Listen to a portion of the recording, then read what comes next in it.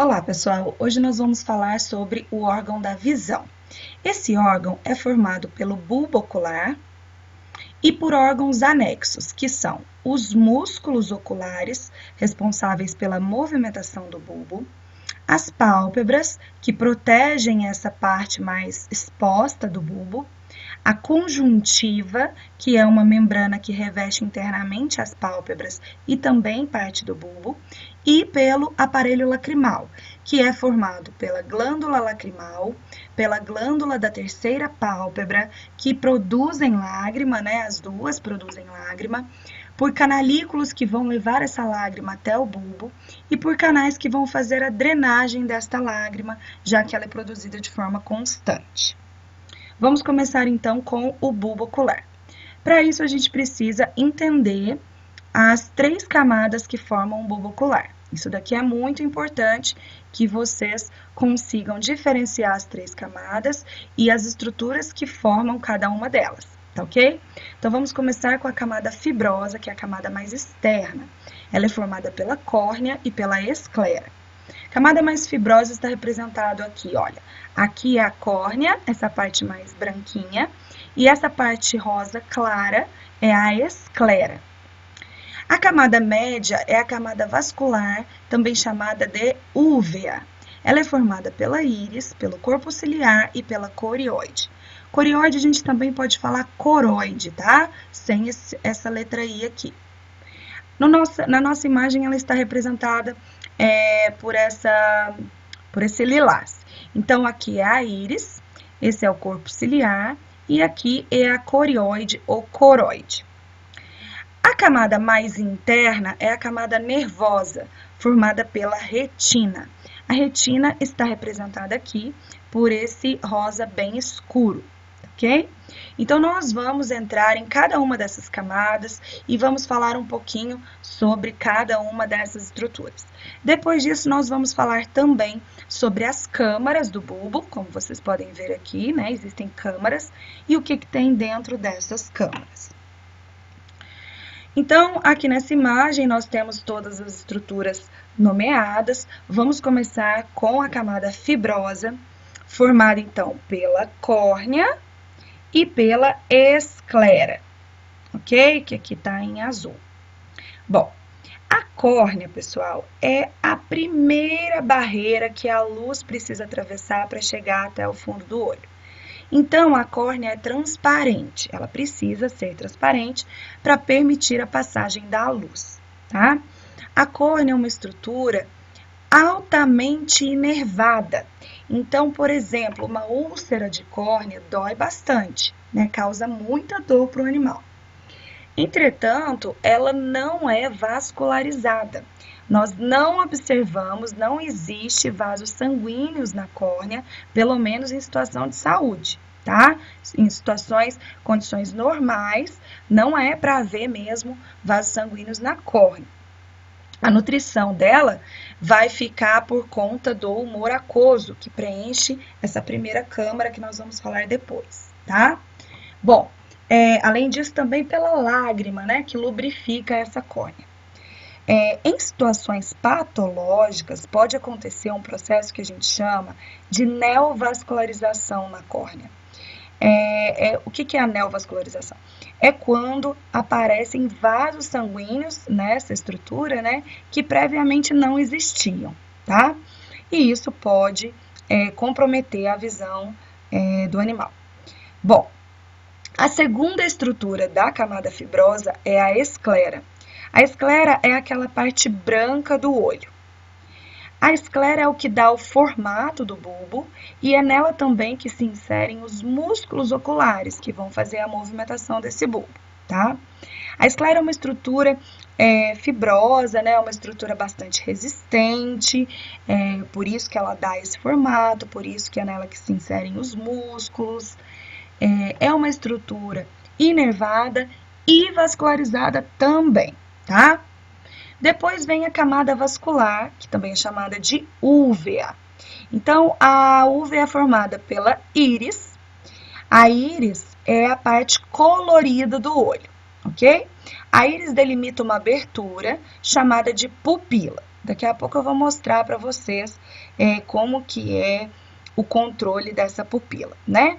Então, aquela bolinha preta que a gente vê no meio do olho, na verdade é um buraco, é a pupila. E é preto por quê? Porque você está enxergando o fundo do olho, tá?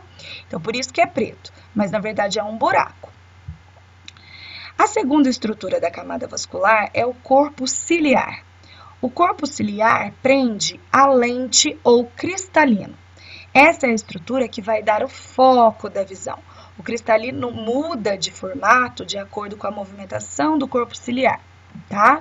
Então, nós vamos falar sobre isso também. Então, é o cristalino que vai permitir o foco da visão. Você conseguir enxergar de perto e de longe, né? Esse foco é dado pelo cristalino, também chamado de lente, tá? E a última estrutura da camada vascular é essa estrutura que reveste o polo posterior do bulbo. Nós vamos falar sobre os polos também, que é a corióide ou coroide. Ela é escura, ela é preta para poder absorver a luz, tá? Depois, gente, vem a camada mais interna, que é a retina, é a camada nervosa. É lá que estão as células fotorreceptoras que vão captar o estímulo luminoso, vão converter esse estímulo luminoso num impulso elétrico, que vai ser conduzido pelo nervo óptico até o encéfalo, tá? Bom, então nós vamos entrar em cada uma dessas porções, vou mostrar para vocês imagens da córnea e da esclera primeiro, vamos falar algumas situações que podem acontecer, e em seguida vamos para a camada vascular e depois para a camada nervosa, que é a retina. Como vocês podem ver, existe um humor aqui dentro, nós vamos falar disso mais para frente também, tá? Então vamos lá. Bom, então como vocês podem ver no olhinho desse gato aqui, olha a córnea bem bonita, né? Transparente para permitir a entrada da luz. Essa parte branca do olho é a esclera. Observem que entre as duas tem uma faixa mais escura. Essa faixa é chamada de limbo da córnea. Bom, então aqui numa peça anatômica, a córnea fica opaca por causa do formol, tá? Mas num animal vivo, ela é bonita assim, ó, transparente. Essa área mais escura, como nós falamos, é o limbo da córnea e essa parte branca é a esclera. Então, de novo, a córnea transparente é avascular, mas altamente inervada, é ela que permite a entrada da luz no bulbo. A esclera é a parte branca do olho, é vascularizada, é inervada, é ela que dá o formato do bulbo e é nela que se inserem também os músculos oculares, certo? Então, essa é a camada fibrosa.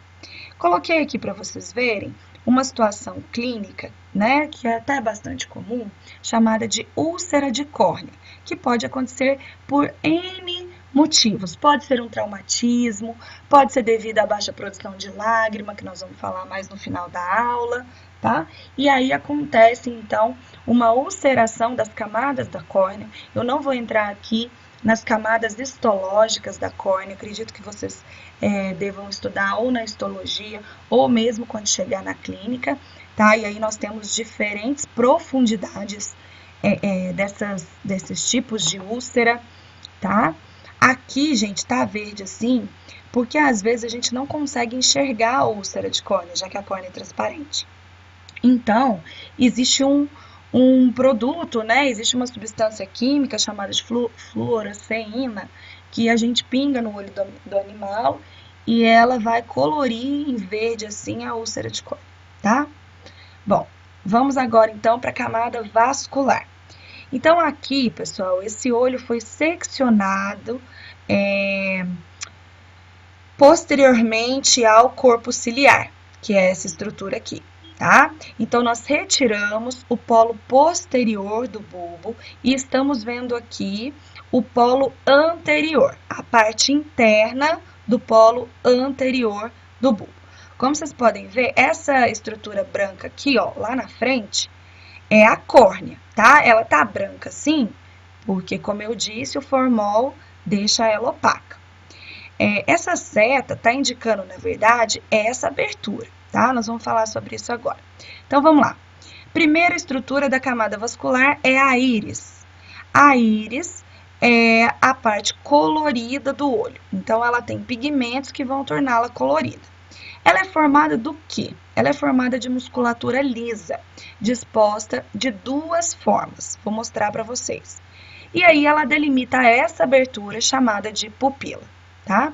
A segunda estrutura da camada vascular é o corpo ciliar, que é essa estrutura parecendo toda radiadazinha aqui, tá vendo? Essa estrutura o corpo ciliar também é formado por musculatura lisa. Por quê? Porque quando essa musculatura contrair, ela vai modificar o formato da lente. Vamos voltar aqui para vocês entenderem. Olha, então vejam, corpo ciliar, como é formado por musculatura lisa, e ele tem esses filamentos aqui chamado de zônula ciliar, ele prende o cristalino. O cristalino é uma lente biconvexa, tá? O formato vai se alterar de acordo com a profundidade da visão, de acordo com o foco que vai ser necessário ali para aquela determinada distância. Então, como que isso acontece? O corpo ciliar contrai, né? Então, ele pode esticar o cristalino. Então, o cristalino estica, fica mais alongado. Ou ele pode relaxar e aí o cristalino fica menos alongado, tá? E isso vai dando o foco da visão, ok? Bom, eu falei que a íris é formada por musculatura lisa, eu não falei por que ainda, porque tem um slide para isso. Vamos lá. E a outra estrutura da camada vascular é a corióide, que vai revestir todo o polo posterior do bulbo. Então, vamos ver a íris e a pupila primeiro. Então, vejam, gente, a íris, como eu disse, é formada por musculatura lisa. Ela apresenta dois músculos. Ela apresenta um músculo chamado de músculo esfíncter da pupila, que tem fibras circulares, tá? A contração desse músculo acontece quando? Quando a gente tem muita luz no ambiente. Então, o parasimpático atua sobre esse músculo, fazendo com que ele contraia, e isso diminui o tamanho da pupila para entrar menos luz no bulbo. Aqui nós temos uma pupila em estado de neutro, assim, né, de quantidade de luz. E aqui nós temos uma pupila dilatada. Como que isso acontece? Por meio da contração de um outro músculo, chamado de músculo dilatador da pupila. É esse músculo que tem fibras radiadas aqui, ó, tá vendo? Então, quando esse músculo contrai, quando que é? Quando tem pouca luz no ambiente. Então, o sistema nervoso simpático atua sobre ele, aí ele contrai, isso faz com que a pupila dilate e entre mais luz dentro do bulbo, certo? Então, olha que bonito esse vídeo aqui, olha que bacana. Então, olha a pupila dilatando e contraindo, dilatando e contraindo, né? Então, a gente observa aí essa musculatura fazendo esse controle do tamanho da pupila para controlar a quantidade de luz que entra dentro do bulbo. Muito bem. Bom, o formato da pupila, como vocês podem observar por essas imagens aqui, é bem diferente entre as espécies. Então, por exemplo, nos gatos a pupila é em forma de fenda. Por que que ela é assim? Bom, a visão de um predador precisa calcular a distância da sua presa, certo?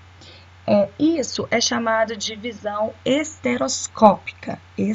Estereoscópica.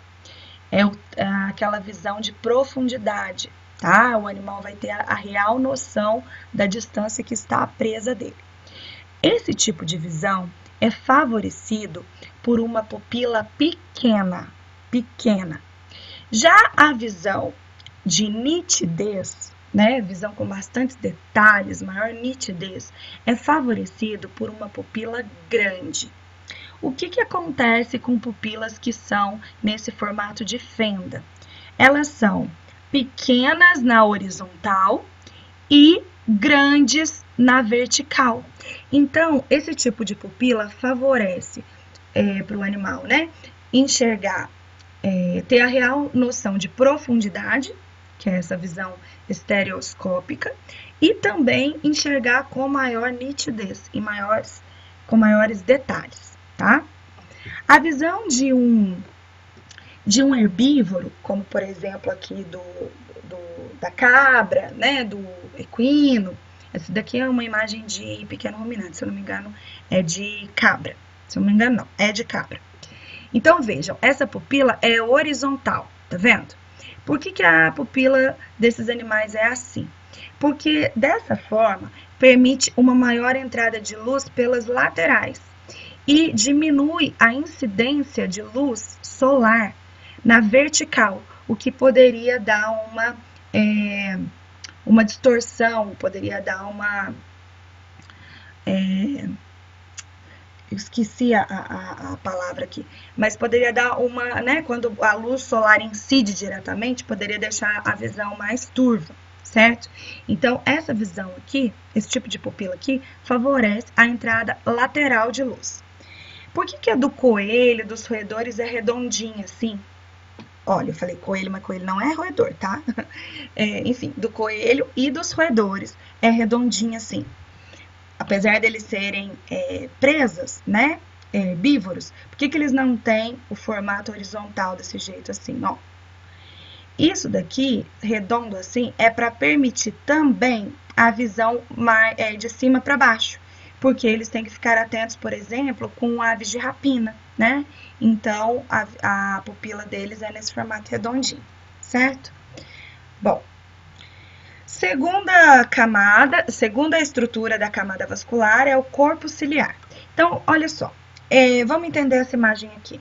Esse bulbo foi seccionado longitudinalmente, então aqui no meio dele, e também transversalmente, aqui separando o polo anterior e o polo posterior, tá? Então, nós estamos vendo aqui, ó, essa é a córnea, aqui é a esclera, que fazem parte da camada fibrosa. Aqui é a íris, que é colorida, ó, nesse caso aqui é castanho, né? Aqui delimitando essa abertura que é a pupila. Esse mais escuro aqui é o corpo ciliar, prendendo a lente ou cristalino. Aí essa camada mais escura que vem para o polo posterior é a corióide ou coroide. E esse amarelinho aqui é a retina, que já é da camada nervosa, tá? E esse aqui é o nervo óptico. Então, gente, como eu estava falando para vocês, o corpo ciliar prende o cristalino. E pela contração, né, já que o corpo ciliar é musculatura lisa, ele vai modificar o formato desse cristalino. E aí, o foco da visão é dado, ok? Então, aqui de pertinho, o corpo ciliar aqui. Vejam que aqui está com a lente é transparente também. Lá no formol ela fica opaca, assim como a córnea. Por transparência, eu tô vendo a pupila aqui, né? E a íris, certo? Por transparência, esse preto lá atrás. E aqui eu tô vendo um pouquinho da corióide da esclera. Aqui foi retirada a córnea, aí pegou aqui, fez uma secção circular no corpo ciliar e na íris, né? Rebateu e nós estamos vendo a lente posicionada aqui dentro do bulbo ainda. Bom, uma situação que acontece na lente, pessoal, é a sua opacidade. Isso é chamado de catarata, né? A catarata tem N causas. Por exemplo, em cães, diabetes leva a catarata, tá?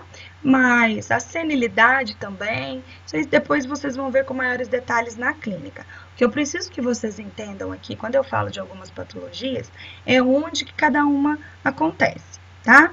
Então, a catarata é a opacidade do cristalino, ou lente. E a corióide, como eu disse para vocês, é essa camada escura que reveste o polo posterior do bulbo. Esse amarelo que eu tô vendo por cima dela é a retina, tá? A corióide é escura para absorver a luz depois que a retina captar ali o estímulo. E na corióide, nos animais, existe uma área bem clara, metálica, que a coloração pode variar de amarelado, azulado ou esverdeado, mas que chamada de tapete lúcido ou tapetum lúcido, que serve para refletir a luz dentro do bulbo. Então, essa estrutura favorece muito a visão noturna dos animais. Então, quando tem pouca luz no ambiente, o que acontece? Essa pouca luz vai ser refletida dentro do bulbo por meio desse tapete lúcido, ampliando esse sinal. E aí a retina consegue captar esse estímulo luminoso. Por isso que os animais conseguem enxergar no escuro, tá? Esse é o principal motivo. Então, vejam, sabe quando o olho do animal, quando bate a luz no olho do animal, à noite fica desse jeito aqui? O que a gente está enxergando é justamente essa reflexão da luz causada aí pelo tapete lúcido, tá? Então, ele serve para aumentar a visão noturna dos animais. Bom, aí chegamos na última camada, que é a camada nervosa, formada pela retina, que é uma camada muito delicada, muito fininha, né, que fica no polo posterior do bulbo. Essa camada apresenta dois tipos, aqui, olha que bonito, apresenta dois tipos de célula, vou mostrar para vocês. Então, essa é a retina, né, que eu tô vendo aqui, bem delicada, recobrindo a corióide. Aí, o que acontece, pessoal? Onde vai sair o nervo óptico, que depois vai conduzir os estímulos para o encéfalo, forma uma região chamada de disco óptico. E esse disco óptico é um ponto cego. Nele não há formação de imagem. Olha ele aqui, ó, tá? Então, aqui é a retina com o disco óptico. O nome é disco óptico. Esse ponto cego é para dizer que aqui não se forma imagem, tá? Então, como eu disse para vocês, a retina apresenta dois tipos de células, os bastonetes e os cones. Os bastonetes são mais sensíveis em condições de pouca luz. Eles não permitem a visualização de cores. Então, por exemplo, em condições noturnas, os bastonetes estão mais ativados. Por isso que a visão noturna dos animais, a imagem é pouco detalhada, os animais não enxergam as cores muito bem à noite, né? E esse tipo de célula é mais sensível ao movimento. Já os cones são ativados em condições de muita luz. Então, são eles que dão a visão em cores. Eles são sensíveis ao contraste e eles dão um detalhamento muito maior da imagem. Existem vários tipos de cones. Então, nós humanos somos, acho que depois vai, aqui ó, tá aqui. Nós humanos somos tricromáticos, ou seja, nós temos 3 tipos de cones. Então, nós enxergamos todos esses espectros de cor aqui, ó, né? Vermelho, amarelo, o verde e o azul. Os animais, aqui no caso, por exemplo, é a visão dos cães, tá? Os cães enxergam bem o amarelo e o azul. Eles não enxergam o vermelho. Isso também é válido para os gatos. Os gatos podem enxergar algumas cores a mais, mas também não enxergam o vermelho. Também é válido para herbívoros. Os herbívoros, os ruminantes, por exemplo, eles enxergam do verde até o violeta. Eles não enxergam vermelho. Então, aquela história do touro, né, ficar irritado com a cor vermelha, da capa do toureiro, isso é lenda. Ele não está enxergando vermelho, ele só está enxergando uma pessoa sacudindo aquela capa, tá? Ele não enxerga o vermelho. Bom, tem uma informação de que os equinos enxergam vermelho e azul, tá, gente? Eu vi isso num artigo, mas não sei realmente se essa informação procede, tá ok? Essa sobre os equinos. Os roedores enxergam preto e branco, tá? Então, eles são monocromáticos. Como eu estava falando, nós humanos somos tricromáticos, temos 3 tipos de cones. Os roedores são monocromáticos, só enxergam preto e branco. E os mamíferos domésticos que eu acabei de comentar são dicromáticos. Eles têm 2 tipos de cones, tá? Então, cães, amarelo e azul, tá? Principalmente, né, amarelo e azul, é a visão da maioria dos mamíferos domésticos aí, ok? Agora, vejam as aves, que bacana, gente. Elas têm 4 cones. tá? Então, elas são tetracromáticas. Então, elas enxergam ultravioleta, que nós humanos não enxergamos. Então, de repente, algo que para nós humanos é preto, né? As aves enxergam assim, porque elas enxergam ultravioleta. Então, assim, tudo que a gente enxerga é luz, né? Se a gente não consegue enxergar esse espectro de luz, a gente vai ver preto. Agora, a ave que tem essa visão, ela enxerga cor em local que a gente enxerga preto. Bacana, né? Tem um vídeo muito legal de como os animais enxergam. Eu vou colocar o link para vocês junto com a postagem dessa videoaula, tá? Muito legal mesmo, assistam. É curtinho, mas assim, mostra a visão de vários animais. Vários, não só de mamíferos. Mostra do tubarão, mostra da cobra, mostra de roedores, mostra do rato. É muito legal, né? Essa do rato, vocês vão ver lá. De insetos também. Então, assistam depois, tá? Bom, vamos continuar aí. Aqui também, gente, a gente precisa falar sobre o campo de visão. Dependendo do posicionamento do olho na cabeça do animal, o campo de visão vai ser diferente. Vejam, no caso, por exemplo, de um predador, como é o caso dos carnívoros, o olho fica posicionado na porção mais rostral aqui, né? Fica posicionado, voltado rostralmente.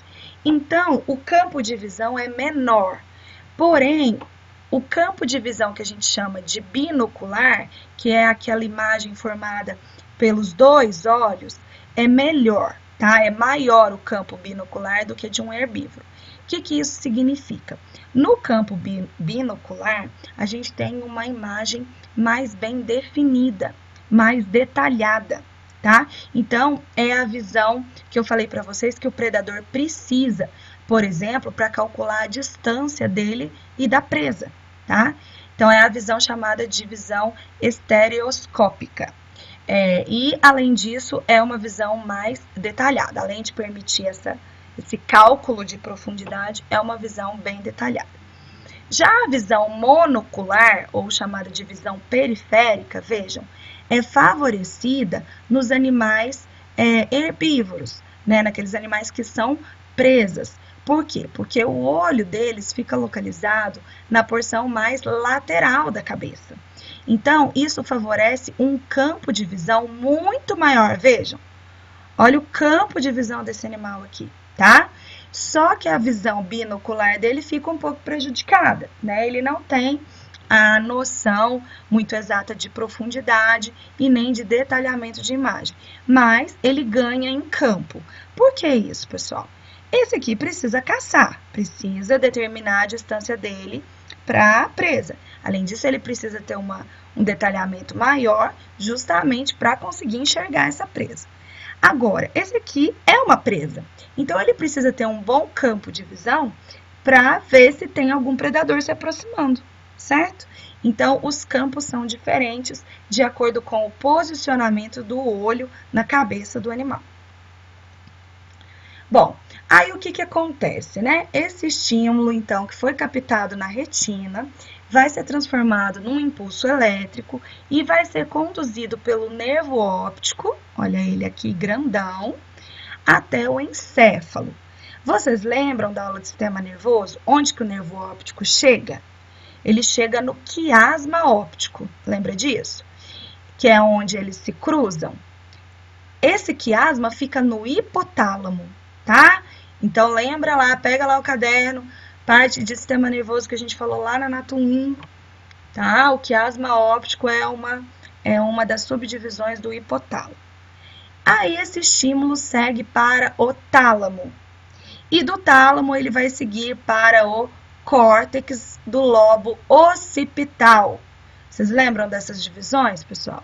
Então, é no lobo occipital, aquele que fica mais caudal mesmo, em contato com o osso occipital, que a imagem vai ser definida, vai ser entendida como uma imagem, ok? Bom,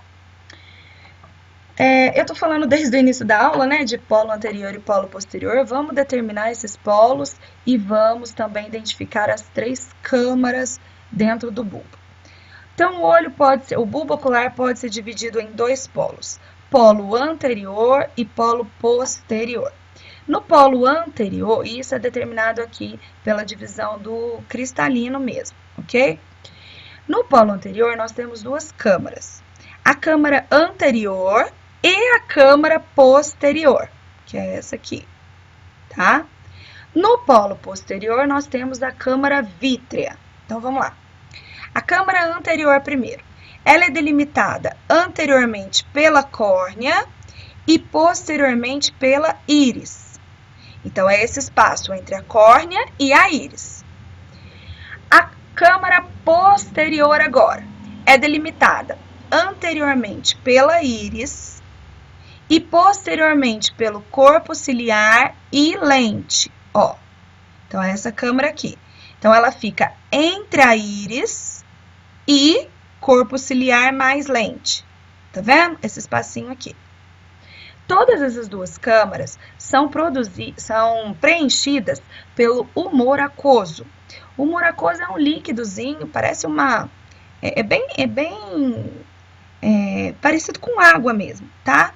É um líquido transparente, produzido pelo próprio corpo ciliar, resultante da filtragem a partir do sangue. Aí ele chega até essas duas câmaras, preenche ela. Ele serve para lubrificar a córnea, nutrir a córnea, também lubrificar o cristalino, né? Nutrir o cristalino. Nós vamos falar de uma situação que acontece com esse humor aquoso, tá? Bom, e no polo posterior, essa câmara grandona é a câmara vítrea. Ela é delimitada, então, anteriormente pelo corpo ciliar e cristalino e posteriormente pela retina. Então, ela fica entre o corpo ciliar e cristalino e a retina. Essa câmara é preenchida pelo humor vítreo. O humor vítreo é parecido com uma gelatinazinha. Sabe assim, gelatina que ainda não acabou de ficar pronta? Que ela ainda tá... Ela já tá meio durinha, mas tá meio aguadinha ainda. Esse é o humor vítreo, tá? Ele é um dos meios de refração para a luz. O humor aquoso também, né? Então, a córnea, o humor aquoso, o cristalino, o humor vítreo são meios de refração para a luz chegar até a retina. Então, vamos ver aqui essas estruturas, Vamos falar um pouquinho sobre o humor aquoso e sobre o humor vítreo, veja. Então, olha, tinha comentado com vocês, aqui a gente pegou essa região do bulbo e ampliou, tá? Então, aqui o corpo ciliar, falei para vocês que ele produz o humor aquoso a partir da filtração do sangue mesmo. Esse humor aquoso é um líquidozinho transparente que vai preencher a câmara anterior e a câmara posterior, tá? Gente, só um detalhe, por favor, não confundam câmara posterior, que é esse espacinho pequenininho entre a íris e o corpo ciliar, com polo posterior, que é tudo isso aqui, tá? No polo posterior, a gente tem a câmara vítrea, tá? E não a posterior. Então, cuidado aqui, ó. Bom, vamos lá. Então, o que acontece? O humor aquoso vai preencher essas duas câmaras. Como ele é produzido de forma constante aqui pelo corpo ciliar, ele também precisa ser drenado de forma constante. Como que é feita essa drenagem? Tem um canalzinho nesse ângulo aqui, ó. Esse ângulo é chamado de ângulo iridocorneano, porque fica entre a íris e a córnea. Então, ângulo iridocorneano tem um canalzinho nele, que é o canal de drenagem do humor aquoso, é por onde ele vai sair. Depois ele vai ser incorporado novamente na corrente sanguínea, tá? Bom, pode acontecer uma situação, pessoal, de obstrução desse ângulo, desse canal de drenagem, tá? Pode ser por vários motivos. Pode ser esse ângulo aqui, ó, que é muito fechadinho e aí não deixa o humor aquoso passar. Ou pode ser uma obstrução no próprio canal de drenagem. Enfim, independente da causa, o que isso vai gerar?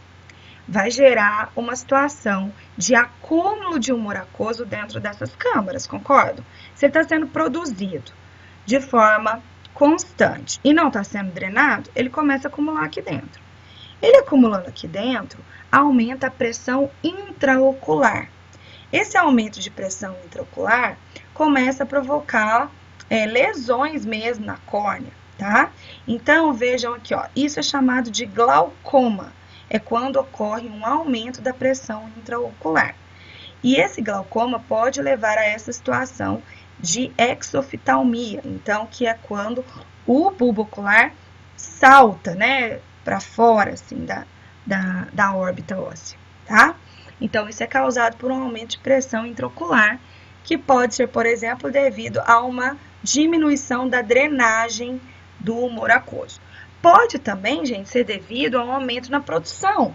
Apesar de ser mais raro, tem alguns medicamentos que causam aumento na produção do humor aquoso, tá? Então, pode acontecer por vários motivos aí. Bom, aqui é para vocês verem o humor vítreo, que eu falei que parece uma gelatinazinha que ainda não acabou de fazer. Aqui a lente ainda está presa nele, tá?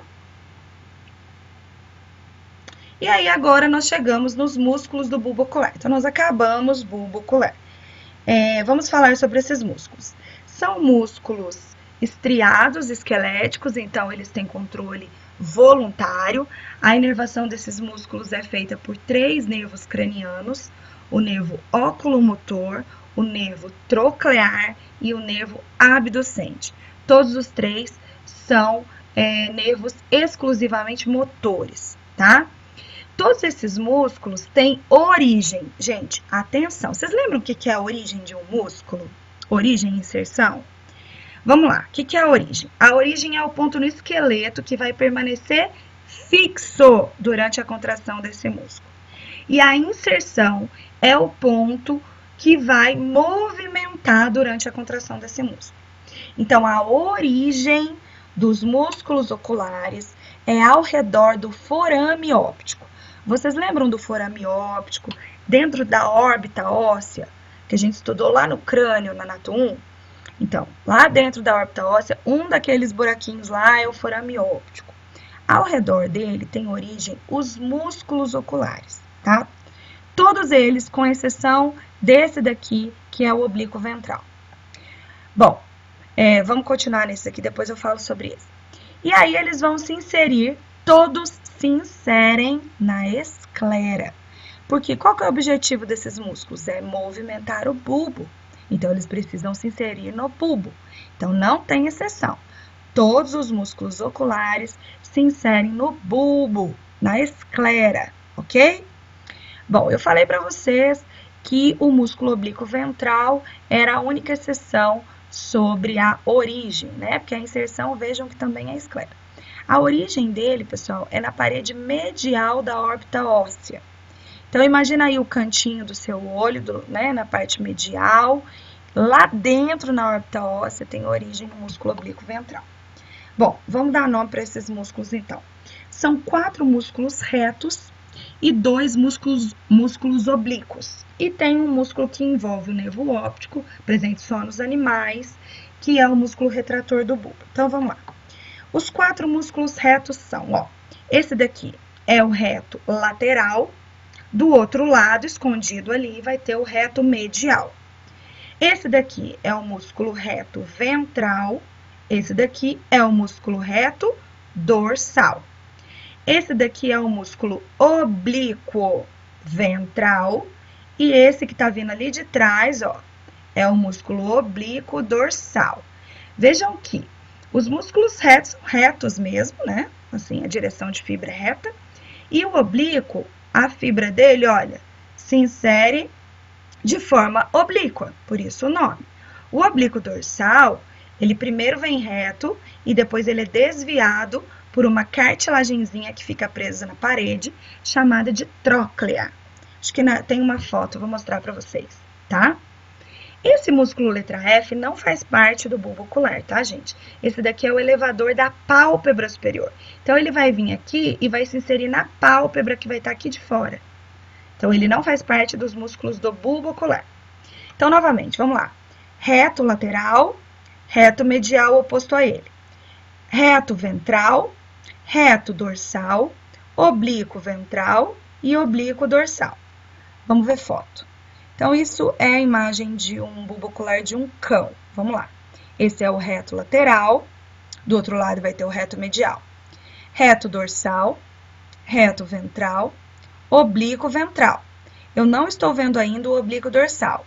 Para vê-lo, eu tenho que girar o bulbo dessa forma. Ó, esse é o oblíquo dorsal e esse é o reto medial, porque a gente girou o bulbo para cá, ok? Então, ó, oblíquo dorsal, esse é o reto medial, esse é o reto dorsal, esse é o reto ventral. Porque lembrem que o bulbo está girado para cá, para o nosso lado, certo?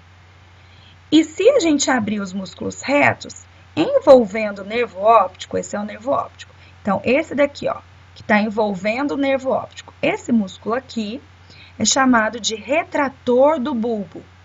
Músculo retrator do bulbo. Só os animais têm. Nós, humanos, não temos esse músculo aqui, tá?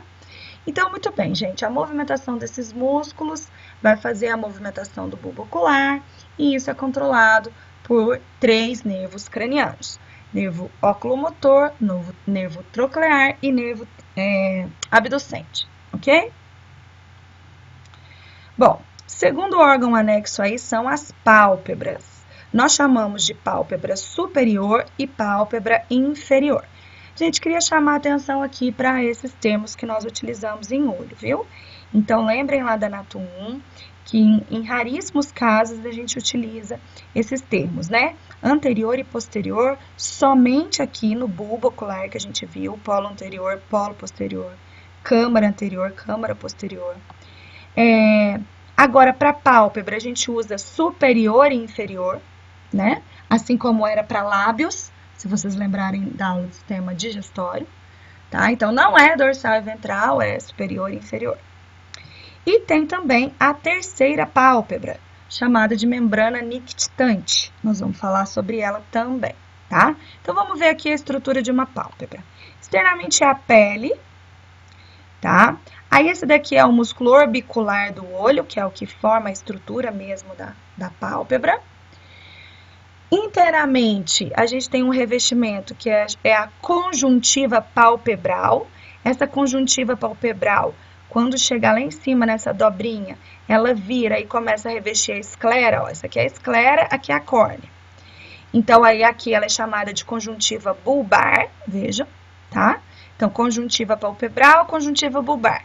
Esse fundo formado entre elas é o fórnix conjuntival superior. Tem o superior e tem o inferior também. Fórnix conjuntival.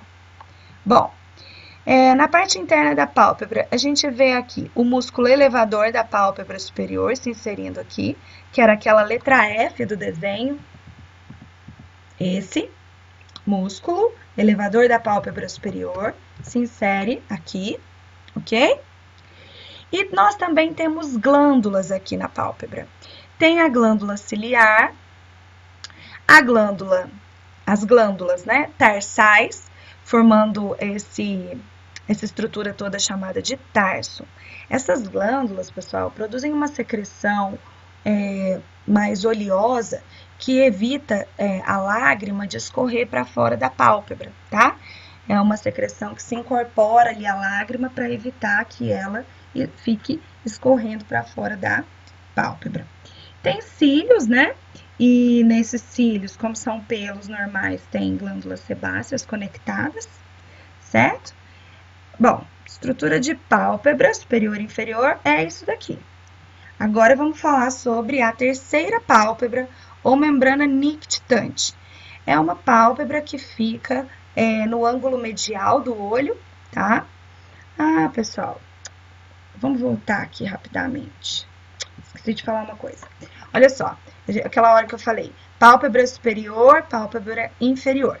Elas estão unidas nesses dois cantinhos, são chamados de comissuras palpebrais, igual mesmo em lábio, ó. Comissura palpebral medial, comissura palpebral lateral. Na comissura palpebral medial, a gente observa uma elevação, não nela, né, próximo a ela, que é a carúncula lacrimal. E também observamos, próximo à comissura medial, a terceira pálpebra, ok? A abertura das pálpebras é chamada de rima palpebral. Então, vejam, é igualzinho para lábio, tá? Só que aqui é tudo palpebral. Então, voltando aqui. Então, a terceira pálpebra fica no ângulo medial do olho. Então, o movimento dela é mais horizontal, né? O movimento da pálpebra superior e da inferior é vertical. O da terceira pálpebra é mais horizontal. Ela serve para proteção, ela serve para espalhar a lágrima, tá? Bom, como que é a estrutura dessa terceira pálpebra, também chamada de membrana nictitante? Ela é formada por uma cartilagem em forma de T, que é assim azul aqui, revestida por conjuntiva, que é a membrana que reveste pálpebra, esclera e também a terceira pálpebra. E essa cartilagem em T fica inserida dentro de uma glândula, chamada de glândula da terceira pálpebra. Então, olha essa imagem que bacana, ó. Aqui está a cartilagem em forma de T e essa é a glândula da terceira pálpebra. O que essa glândula faz? Assim como a glândula lacrimal, ela também produz lágrima. E ela tem uma participação muito importante na produção da lágrima dos animais que a possuem, tá? Então, ó, daqui a pouco a gente vai falar sobre o aparelho lacrimal, aí nós vamos falar sobre a glândula lacrimal, que é outra, não é essa. A chamada glândula lacrimal é essa aqui. Mas a glândula da terceira pálpebra também produz lágrima, tá? Bom, aí podem acontecer algumas situações clínicas com relação a essas estruturas aqui. Pode haver um prolapso de terceira pálpebra e ela ficar constantemente exposta assim no animal, tá? Normalmente isso é devido a quadros de dor, tá? Quando a terceira pálpebra tá sempre exposta assim, pode ser quadro de dor, mas existe também uma síndrome em gatos em que a terceira pálpebra fica exposta dessa forma. Que ela se autorresolve, ela volta sem nenhuma intervenção, tá? Bom, mas se chegar um animal para você com prolapso de terceira pálpebra, você precisa examinar, descartar outras causas, né? Para então concluir se for o caso, essa síndrome. Bom, mas uma outra situação que também acontece, que eu trouxe uma foto bacana para vocês, é o prolapso da glândula da terceira pálpebra. Então, essa glândula aqui pula para cá, ela prolapsa para cá, ó, desse jeito aqui, ó. E fica essa bola vermelha no próximo aqui da comissura medial do olho, tá? Isso é conhecido como cherry eye, olho de cereja, porque fica realmente parecendo uma cereja aqui no canto do olho. Bom, esses casos, pessoal, normalmente assim, tem colírio, tá? Para a glândula voltar. Existem alguns colírios para tratamento conservativo sem precisar cirurgia. Só que o grau de recidiva é muito alto. É muito alto. Então, provavelmente, aquele animal vai voltar com a mesma situação, tá? E qual que é o problema da glândula ficar exposta assim? Lesão, né, gente? Pode causar lesão, pode infeccionar, pode dar bicheira, enfim, sangra. Então, assim, o que a gente faz? A gente precisa recolocar essa glândula de volta no seu local, tá? Então, existe uma cirurgia que você vai voltar com ela para o lugar. E aí, você vai prendê-la lá dentro. Bom, gente, não é recomendado a extração dessa glândula. Só mesmo em último caso, só mesmo em caso que ela já tiver lesionada demais, ou então, enfim, se fosse feita uma enucleação, né, que é a retirada do bulbo. Por que não é recomendado retirar essa glândula, pessoal? Porque, como eu disse para vocês, ela produz lágrima. Então, se você retirá-la, vai diminuir muito a produção de lágrima do animal, e aí vai levar a um quadro de ceratoconjuntivite seca, que eu vou falar no final da aula, depois que eu falar de aparelho lacrimal, tá? Mas tenham isso em mente, que se retirar a glândula da terceira pálpebra, diminui muito a produção de lágrima do animal. E isso traz graves consequências, tá? Importante, hein, gente? Vai cair na prova isso aqui, ó. Estuda. Gente, estudem essas situações clínicas que eu tô falando para vocês. O que acontece em cada uma das estruturas do olho, tá bom? Vou pôr na prova uma questão sobre isso, mas também uma questão sobre as camadas, né, as divisões, ok? Bom, O outro órgão anexo é a conjuntiva, que é uma membrana que vai revestir, como eu disse, internamente pálpebra e também a parte aqui externa na esclera, tá? Então, conjuntiva palpebral, conjuntiva bulbar. Vocês lembram que o encontro das duas forma o fórnix conjuntival, tem o superior e tem o inferior, vamos lembrar aqui dele. Aqui, né? Lembra aqui, ó. Então, conjuntiva palpebral, conjuntiva bulbar. Esse encontro aqui, esse saco cego formado aqui, é chamado de fórnix conjuntival.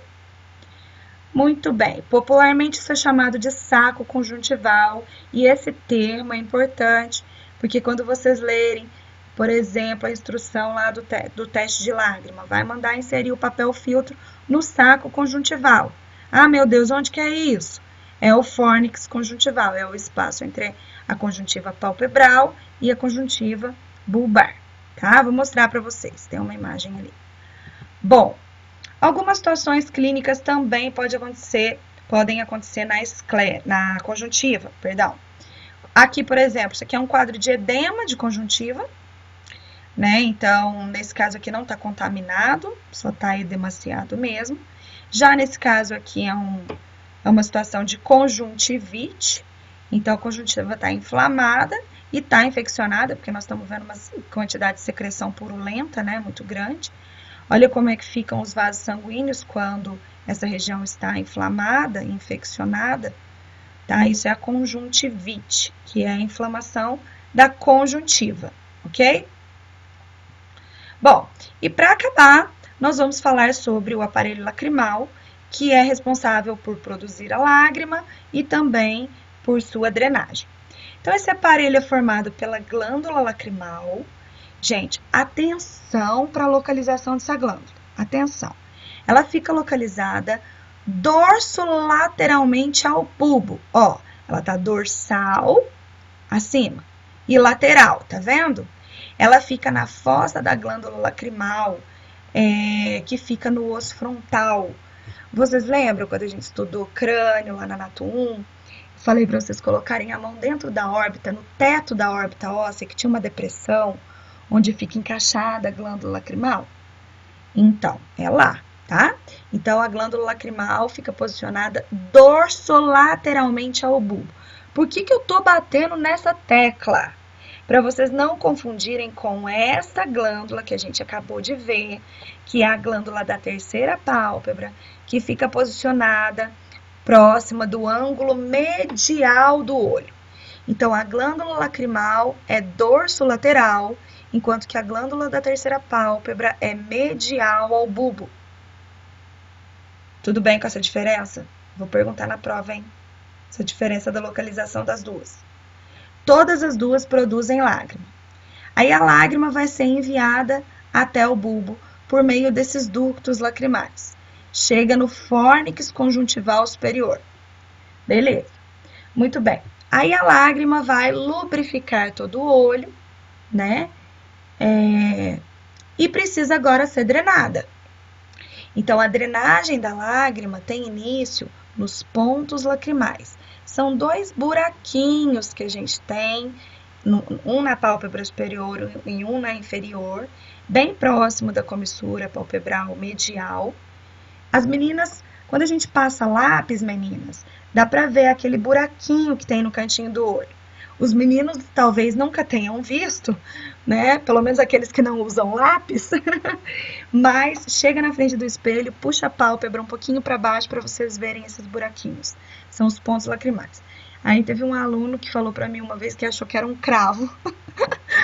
Dei risada, tá? Então não, são dois buraquinhos mesmo. É o início por onde a lágrima vai sair. Esses pontos lacrimais, então, dão acesso a dois canalículos lacrimais, que se juntam para formar um velho conhecido nosso, esse é velho conhecido, né? Que é o ducto nasolacrimal. É um ducto que corre por dentro do forame, ó, aqui vai ter o forame lacrimal, né? Aí vai ter o canal lacrimal lá no osso, dentro do osso maxilar, lembra? Osso lacrimal e osso maxilar. Na Anato 1 eu passei uma sondazinha para vocês verem no osso, lembra? Então, esse ducto nasolacrimal, olha o nome dele, nasolacrimal. Pode falar também lácrimo nasal, tá? Ele vai conduzir a lágrima até o nariz, até o vestíbulo nasal. Vocês lembram que a gente viu na aula de respiratório um buraquinho? No vestíbulo nasal a gente viu do equino, a gente viu do pequeno ruminante também. É o ósseo nasal do ducto nasolacrimal. Então, aí a lágrima é drenada aqui para dentro do nariz, certo? Bom, olha que bacana. Deixa eu só, antes de mudar o slide, só relembrar aqui, ó, as glândulas tarsais que ficam na margem das pálpebras e produzem aquela secreção mais oleosa que eu falei para vocês, que evita a lágrima de ficar escorrendo para fora da pálpebra. Quando a gente chora, o que que é? É porque está produzindo muita lágrima e os canalículos e o ducto nasolacrimal não estão dando conta de drenar tudo. Então, aí escorre aqui, né? Tá? Para fora da pálpebra.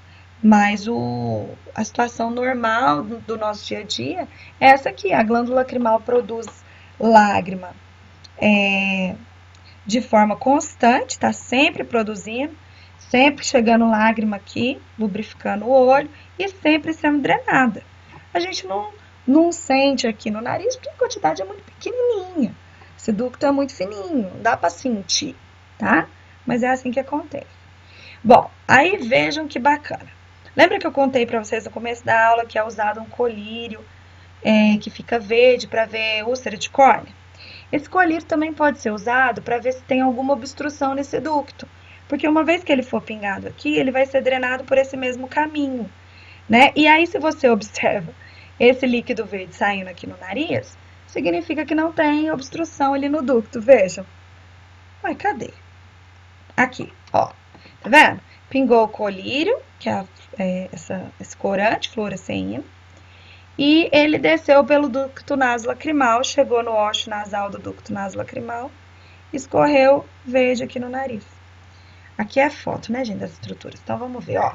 Então, veja, ó, pálpebra tá aqui. Então, aqui é dorsal. Aqui é medial, aqui é lateral. Então, olha a glândula lacrimal aqui, ó. Dorsolateral, tá? Aí ela solta. Aí aqui são os dois pontos lacrimais, né? Próximo da comissura palpebral medial, esses dois buraquinhos. Pontos lacrimais, eles se juntam. Não, aí deles saem os canalículos lacrimais. Esses. Depois eles se juntam e formam o ducto nasolacrimal, que está dentro do osso. Então, aqui nessa imagem, ó, do equino, quebrou o osso aqui, para vocês verem. Isso aqui é lá dentro da cavidade nasal, tá vendo? São as conchas nasais, essas aqui, ó. E olha o ducto nasolacrimal passando dentro do osso. Osso lacrimal e osso maxilar, ó. Colocaram uma sonda nele aqui, ó, tá vendo? Vamos acompanhar ele aqui, ó. E aí ele vai desembocar lá no nariz, assim. Certo? Bom, aí, pessoal, qual a situação clínica que pode acontecer com relação a esse aparelho? Várias situações. Esse ducto pode estar obstruído, né? Cirúrgico.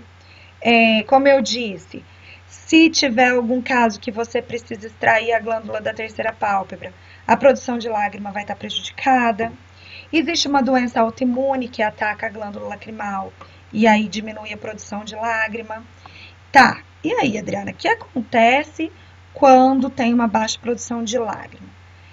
Leva a um quadro, pessoal, chamado de ceratoconjuntivite seca. Bom, vamos entender essas imagens aqui. Nesse caso aqui, é feito o teste de lágrima de Schimmer. A gente introduz esse papel filtro, que é milimetrado, aqui no fórnix conjuntival, que na clínica o pessoal chama de saco conjuntival, e observa até onde que a lágrima vai molhar esse papel, tá? Então, existe uma produção mínima de lágrima, que ela tem que chegar até tantos milímetros, para a gente considerar que está uma produção adequada. Se tiver abaixo, significa que o animal está com uma baixa produção de lágrima. E essa baixa produção de lágrima, o que vai levar? A córnea vai ficar sem lubrificação, né? E a própria pálpebra começa a lesionar a córnea, tá? Então, pode causar ulceração na córnea, Pode causar infecções, ó, tá vendo? Predispor a causar não, né? Pode predispor a infecções, porque a região fica muito inflamada. Olha como que a esclera tá vermelha, olha, tá? Então toda a região fica muito inflamada, abrindo portas aí para infecções. Então, da onde vem esse nome? Ceratoconjuntivite seca. Veja, cerato diz respeito à córnea. Por exemplo, se eu utilizar a palavra ceratite, é o quê? É uma inflamação na córnea, tá? Então, cerato é córnea. Conjuntiva, conjuntiva mesmo, né? A membrana lá que reveste pálpebra e bulbo. Ite é inflamação. Então, inflamação da conjuntiva e da córnea. Por que seca? Porque foi devida à baixa produção de lágrima, tá? O que é feito? Tem um colírio que substitui a lágrima e que o proprietário vai ter que pingar todos os dias, várias vezes ao dia, para substituir essa lágrima. Porque senão vai ficar um quadro assim, tá? Bom, então é isso. Deixa eu ver. Nós acabamos, eu espero que vocês tenham entendido, espero que tenham aproveitado. Qualquer dúvida pode me mandar, tá? Vou estar disponível domingo inteiro. Preciso soltar as notas de vocês, farei isso agora à tarde. Pode me mandar as dúvidas que eu respondo, tá bom? Então, muito obrigada, bons estudos e até segunda-feira na nossa prova. Um abraço!